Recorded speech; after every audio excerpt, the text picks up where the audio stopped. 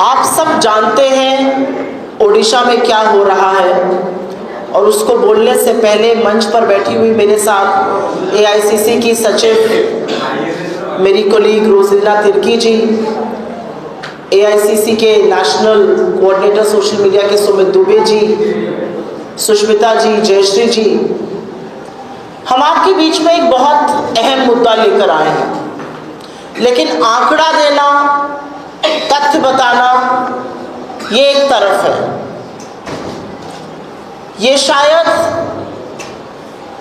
इस प्रदेश की ही नहीं, इस देश की एक बहुत बड़ी ह्यूमन ट्रेजेडी हो रही है, और इसके बारे में चर्चा नहीं है। इसके बारे में नेशनल मीडिया अनभिज्ञ है, और इसके बारे में लोकल मीडिया में भी चर्चा थमी हुई है। मैं कुछ जगहों के नाम आपके सामने रखूंगी और उसके बाद अपनी बात करूंगी। मेरा अनुरोध है कि जो पीछे के हमारे कांग्रेस के साथी हैं और जो मीडिया के बंधु हैं, अगर थोड़ा सा धीमे बोलेंगे तो यहाँ पर डिस्टर्बेंस कम होगा। केंद्रपाड़ा डिस्ट्रिक्ट में 12वीं क्लास की एक लड़की आत्महत्या कर लेती है, उसके साथ एग्जामिनर ने जोर जबरदस्ती की थी। कोरापुट डिस्ट्रिक्ट के लक्ष्मीपुर में एक माइनर लड़की के साथ रेप हो जाता है। बालासोर डिस्ट्रिक्ट में 10 साल की बच्ची के साथ निर्मम बलात्कार होता है। महामहिम राष्ट्रपति जी के गृह क्षेत्र मयूरभंज में गैंगरेप होता है। मलकानगिरी चित्रकोंडा में आदिवासी रेजिडेंसी स्कूल में रहने वाली क्लास 10 की बच्ची एक बच्चे को डिलीवर करती है। छपुआ में क्लास 6 की बच्ची प्रेग्नेंट है। बरी में क्लास 6 की बच्ची प्रेग्नेंट है। पिपलीपुरी में क्लास 10 की बच्ची प्रेग्नेंट है। और यही नहीं, मुख्यमंत्री के गृह क्षेत्र 2022 में क्योंझर में एक अमानवीय घटना हुई, एक लड़की का रेप हुआ, उसकी हत्या हो गई। आरोपी की मुख्यमंत्री के साथ, आरोपी की तमाम बीजेपी के बड़े नेताओं के साथ फोटो है। वो बीजेपी युवा मोर्चा का उपाध्यक्ष था, उसके खिलाफ आज तक कोई ठोस कदम नहीं उठाया गया।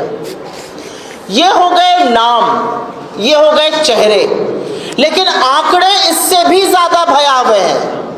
आंकड़ों के मुताबिक, और ये हम अपने घर से आंकड़ा नहीं लाए हैं, ये कांग्रेस पार्टी का आंकड़ा नहीं है, ये आंकड़े सदन में सरकार ने बताए हैं, और जो यहाँ के पुलिस के आंकड़े, उसके बेसिस पे आपके सामने कुछ आंकड़े रख देती हूँ। करीब 44,000 जिसमें से कि 36,420 महिलाएं हैं, 8,403 बच्चे। 44,000 महिलाएं और बच्चे ओडिशा में गायब हैं। इस देश में रोज 39 महिलाएं गायब होती हैं, जिसमें से 13 अकेले ओडिशा में हो रही हैं। और क्या ये सिर्फ बीजेडी के वक्त हो रहा था और बीजेपी के बाद राम राज्य आ गया है? असल में 9 महीने की जो पिक्चर है वो और भी भयावह है। 9 महीने की पिक्चर में 20,000 से ज्यादा महिलाएं गायब हुई हैं, 1600 से ज्यादा अपराध हुए हैं महिलाओं के खिलाफ, 60 से ज्यादा गैंगरेप हुए हैं, और क्राइम अगेंस्ट वुमेन में एनसीआरबी का डेटा है कि ओडिशा इस देश में नंबर 4 पर है। और ये वो मामले हैं जहां पर एफआईआर हुई है, जहां पर मुकदमा चल रहा है, कन्विक्शन रेट तो खैर बहुत ही कम है। ऐसे तमाम और मामले हैं जहां पर ना एफआईआर, ना शिकायत दर्ज हुई, ना मुकदमा चला, ना कोई छानबीन हुई, ना सच जानने का प्रयास हुआ। तो ऐसे में कांग्रेस पार्टी को क्या करना चाहिए? इस देश की आधी आबादी, ओडिशा की आधी आबादी के खिलाफ, और खास तौर से दलित, पिछड़ी और आदिवासी बेटियों के साथ ये खतरनाक षड्यंत्र, ये हवस का गंदा नंगा नाच किया जा रहा है। कांग्रेस पार्टी को क्या करना चाहिए? मुझे लगता है हमें वही करना चाहिए जो अभी हम कर रहे हैं। मुस्तैदी से इस पे आवाज उठानी चाहिए, और इससे बड़ा कोई मुद्दा है ही नहीं ओडिशा में। तमाम ऐसे मुद्दे हैं जो हम उठाना चाहते हैं, लेकिन उन मुद्दों की क्या सार्थकता है, उन मुद्दों की क्या जरूरत है, जब आधी आबादी के खिलाफ हवस का इतना गंदा नंगा नाच चल रहा है। और यह उस राज्य में हो रहा है जहां पर देवी सुभद्रा की पूजा होती है। यह उस राज्य में हो रहा है जहां पर उप मुख्यमंत्री महिला है। यह उस राज्य में हो रहा है जहां की स्पीकर महिला है। और बहुत खेद के साथ कहना पड़ता है, यह उस राज्य में हो रहा है जहां से इस देश की प्रथम नागरिक, the first citizen of India, महामहिम राष्ट्रपति द्रौपदी मुर्मू जी आती हैं। किस तौर से हम इसको बर्दाश्त कर सकते हैं? क्योंकि यह पूरी मिली भगत है। जो आंकड़े हैं वो बीजेडी के सरकार के दौरान भी थे। हमने देखा कितना कलंकित था, लेकिन तब बीजेपी के 30-30 एमएलए थे, वो एक शब्द नहीं बोलते थे, चू नहीं करते थे। अब जब बीजेपी सत्ता में आई है तो बीजेडी चुप बैठी हुई है। ये जो मिली भगत है, ये जो काली करतूतें हैं, उस पर पर्दा डालने की कोशिश है। इसमें बीजेपी और बीजेडी पूरी तरह से मिली हुई है। और मैं एक महिला होने के नाते कहती हूं, और मैं इन 3 और महिलाओं के बेसिस पर यह कहती हूं कि मुझे फक्र है इस बात का कि कांग्रेस पार्टी ने इस बात को मुद्दा बनाया है, और हम लगातार इस पर चर्चा कर रहे हैं। हम लगातार सदन में इस पर जवाबदेही मांग रहे हैं सरकार की। और सरकार के लोग कहते हैं सदन में तो विपक्ष का काम है मुखालफत करना, खिलाफत करना, हमारे विरोध में बोलना। जी नहीं, विपक्ष का काम विरोध करना नहीं है। विपक्ष का काम आपको जवाबदेह बनाना है। विपक्ष का काम उन लोगों की आवाज को उठाना है जिसको आप दबा रहे हैं। और आज की तारीख में उड़ीसा में अगर किसी की आवाज बुलंदी से गूंजनी चाहिए तो वो इस देश की आधी आबादी की, उन छोटी छोटी बच्चियों की है जिनका बचपन, जिनका भविष्य रौंदा जा रहा है। रेजिडेंशियल स्कूल्स में ये हो रहा है, वहां पर कोई विजिटर्स नहीं होते। किसकी जिम्मेदारी है? क्या सरकार की, क्या प्रशासन की कोई जिम्मेदारी नहीं है? एजुकेशन मिनिस्टर से लेकर एजुकेशन सेक्रेटरी, एडीएम, तमाम चीजें होती है महकमे में। क्या मुख्यमंत्री को जाके दौरे नहीं करने चाहिए कि इस तरह का नंगा नाच क्यों हो रहा है हमारी बच्चियों के साथ? जवाब में कहा जाता है हम सुभद्रा स्कीम चला रहे हैं। लानत है आपके 27 रुपए रोज की स्कीम पर। आप सुरक्षा नहीं दे पा रहे हमारी बेटियों को। हमारी बेटियों के कंकाल मिल रहे हैं, हमारी बेटियों के साथ गैंगरेप हो रहा है और उनकी निर्मम हत्या हो रही है। आपकी स्कीम किसी काम की नहीं है, क्योंकि 27 रुपए में 1 लीटर दूध नहीं आता आज की तारीख में। यह असलियत है आपकी। मेरा अपना मानना है, हम लोगों ने पहले इस पर 3 बार सीएम आवास का घेराव किया है। हमने करीब 35 जिलों में कलेक्ट्रेट आवास का, उनके कार्यालयों का घेराव किया है। और अब 27 तारीख को, आने वाली 27 तारीख को हम एक बड़ा घेराव विधानसभा का करने जा रहे हैं। ये हमारे लिए शक्ति प्रदर्शन नहीं है, ये हमारे लिए एक सोती हुई निर्मम सरकार को जगाने का तरीका है। और मैं अब कुछ बातें राष्ट्रीय परिप्रेक्ष्य में बोलना चाहती हूं, क्योंकि यह पैटर्न हमने देखा है। मैं उत्तर प्रदेश से आती हूं, वही उत्तर प्रदेश जहां पर जब हाथरस में बेटी को 2:30 बजे रात को फूंका गया तो यही बीजेपी वाले उस पीड़िता को बदनाम कर रहे थे, और संरक्षण लगातार आरोपियों को, दरिंदों को दिया जाता है। वही उत्तर प्रदेश जहां पर बीजेपी का एक नहीं 2-2 एमएलए बेटियों के साथ हुई हैवानियत के दोषी पाए गए, आरोपी नहीं। चाहे वो कुलदीप सिंह सेंगर हो या चाहे वो रामदुलार गौंड हो।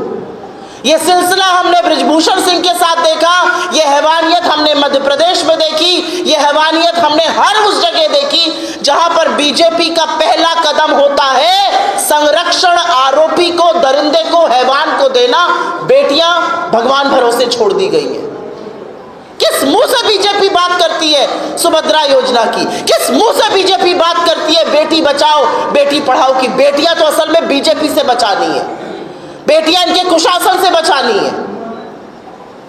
और इसीलिए मेरा अपना मानना है, और क्योंकि धर्म में आस्था है तो ये जरूर कहूंगी, प्रभु जगन्नाथ की धरती है ये।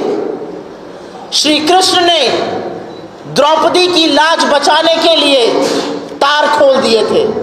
श्री कृष्ण वो हैं जिन्होंने अपने सखी के लाज बचाने के लिए अवतार लिया और उसके सम्मान में महाभारत हुई और गीता का उपदेश दिया। तो पूरी की पूरी भारतीय जनता पार्टी धृतराष्ट्र बनी बैठी रहेगी और बेटियों के साथ कुकर्म होंगे, ये हम कतई बर्दाश्त नहीं करेंगे। मैं इसी मंच से कुछ सवाल उठाना चाहती हूं और सवाल के बाद हमारी कुछ मांगे हैं।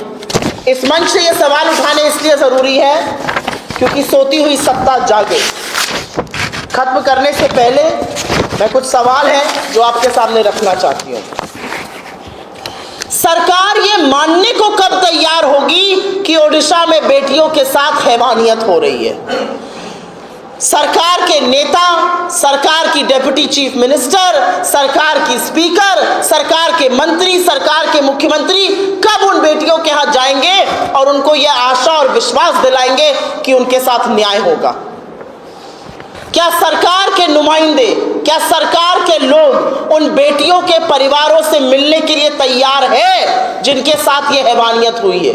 क्या सरकार को ये अंदाजा है कि अगर एक क्लास 6 की बच्ची प्रेग्नेंट है तो उसका भविष्य में क्या होगा? सरकार अपनी चुप्पी सेक्सुअल एक्सप्लॉयटेशन पर, यौन शोषण पर कब तोड़ेगी? सरकार ये कब मानेगी कि अधिकतम ये जो दरिंदगी है ये या तो आदिवासी या दलित या पिछड़े वर्ग से महिलाओं के साथ हो रही है? सरकार कौन से निर्णायक कदम लेने जा रही है? 44,000 जो महिलाएं और बच्चे गायब हुए हैं। सरकार क्या निर्णायक कदम लेने जा रही है जो दरिंदगी और जो यौन शोषण हो रहा है खुले आम रेजिडेंशियल स्कूलों में? क्या सरकार डिस्ट्रिक्ट वाइज डेटा देने को तैयार है महिला अपराध के खिलाफ जो चीजें हो रही हैं? सरकार कब इसको एक आपदा मानकर इस पर निर्णायक एक्शन लेगी? और सरकार में बैठी हुई उन महिलाओं से मेरा जरूर एक सवाल है, आप कब इसको राजनीतिक मुद्दा बनाइएगा? कब सत्ता की लोलुपता से हटकर अपनी चुप्पी तोड़िएगा? हमारी मांग बहुत क्लियर है और हमारी मांग है कि असेंबली, ओडिशा का जो सदन है वो इसमें सर्वदलीय समिति का गठन करे। वो सर्वदलीय समिति इस पूरे मामले की छानबीन करे, उसकी परत तक जाए और एक निर्णायक सुझाव दे कि कैसे बेटियों को सुरक्षित किया जा सकता है और जिन बेटियों के साथ ये जघन्य अपराध, ये हैवानियत हुई है, उनके लिए हम क्या कदम उठा सकते हैं? उनके भविष्य को सुरक्षित करने के लिए, उनके स्वावलंबन के लिए, उनकी सुरक्षा के लिए हम क्या कर सकते हैं? हमारी ये मांग है कि असेंबली में एक सर्वदलीय समिति का गठन हो। कांग्रेस के विधायकों के साथ गाली गलौज करने से, कांग्रेस के विधायकों के साथ हाथापाई करने से, कांग्रेस के विधायकों को निलंबित करने से हम चुप नहीं बैठेंगे। हमारी आवाज और तेजी से गूंजेगी और जितनी महिलाएं निकल कर आ रही हैं वो बता रही हैं कि कितना असंतोष है और कितनी परेशान है महिलाएं इस कदर जो हैवानियत हो रही है उसके साथ। आपके सवालों का स्वागत है। अगर आपके सवाल इसी से जुड़े रहे तो मैं बहुत अभिभूत रहूंगी। इस हिंदी ओके? हिंदी ठीक था आपको? इंग्लिश, हिंदी चलेगा ना?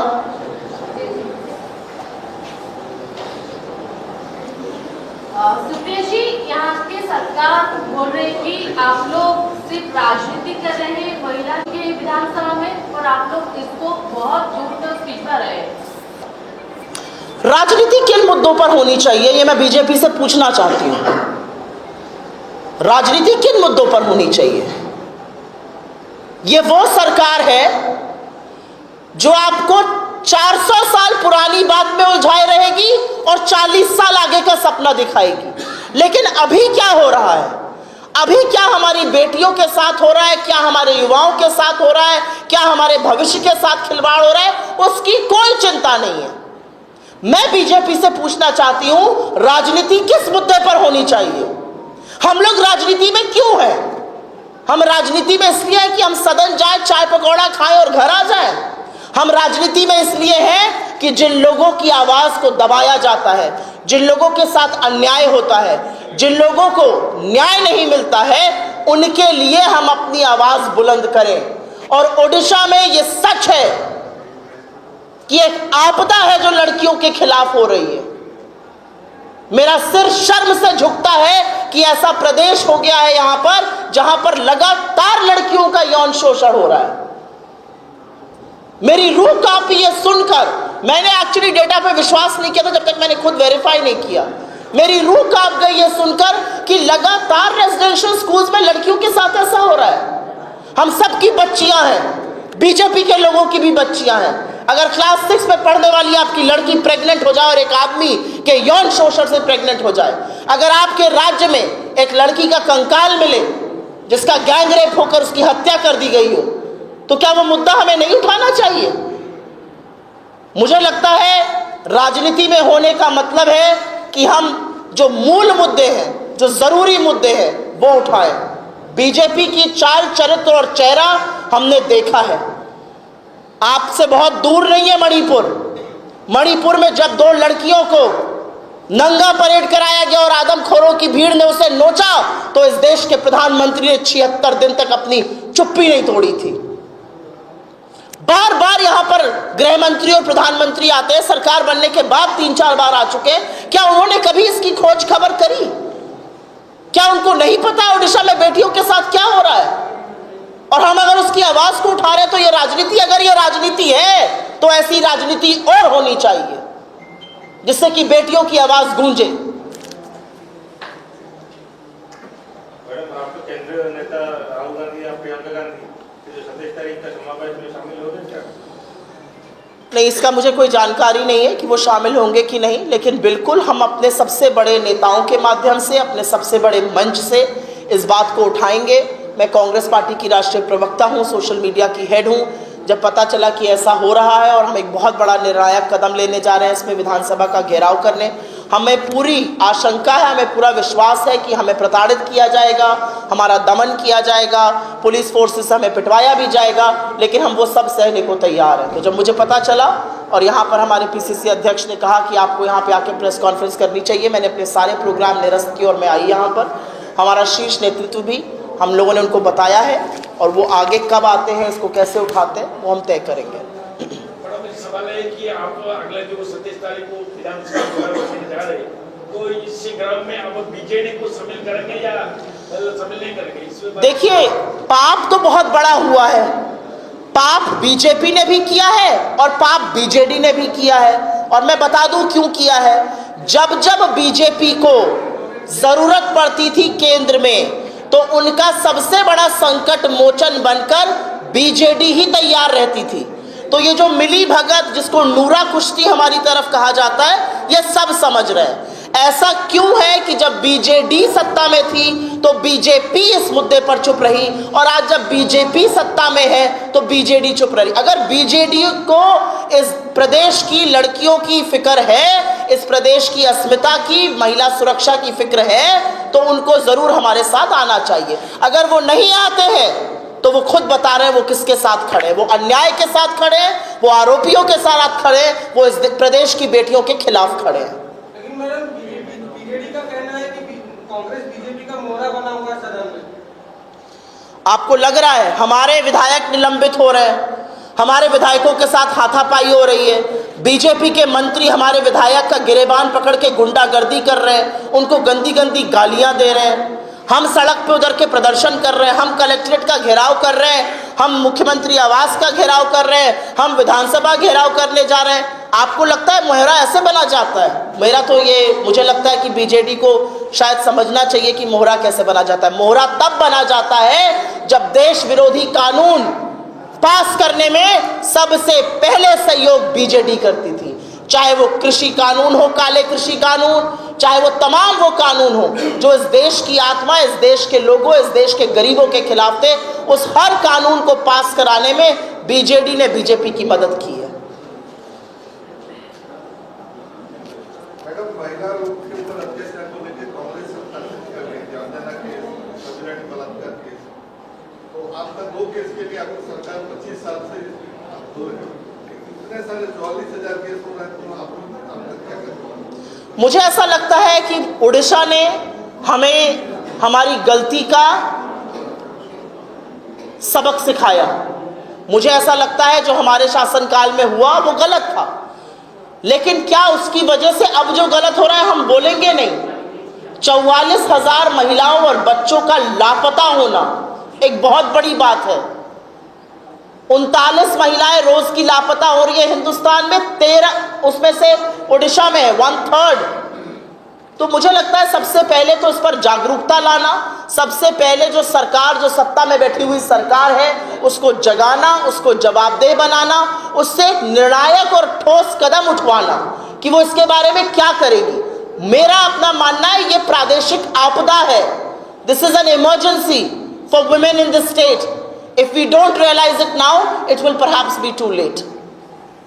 देखिए, जिस लड़के को अभी बलात्कार हुआ है, जिसमें पेमेंट हुआ है, इसके घर पर कांग्रेस अभी तक नहीं पहुंचा है, तो सिर्फ ये रास्ता में जाकर के सिर्फ घराव बटन से नहीं इसका मतलब इसका समाधान नहीं हो पाएगा। तो कांग्रेस इससे पहले इनका द्वार पर आ गए, मिलने के ऐसे बहुत सारे केसेस हैं जहां पर हम गए हैं, हम परिवार से मिले हैं, हमने उनकी शिकायत दर्ज कराने में मदद करी है। ऐसे बहुत से केसेस हैं जिसमें हमने उनको हेल्प दी है, विधि की हेल्प दी है, थोड़ी आर्थिक हेल्प भी दी है कहीं कहीं। ऐसे बहुत से केसेस हैं जब हमने मदद करी है। लेकिन एक जिम्मेदार विपक्ष होने के नाते हमारा काम ये भी है कि हम इस पर जोर शोर से चर्चा करें, जिससे लोग भी जागे, जिससे लोगों को पता चले कि क्या हो रहा है। थैंक यू, बहुत बहुत धन्यवाद आप लोगों का।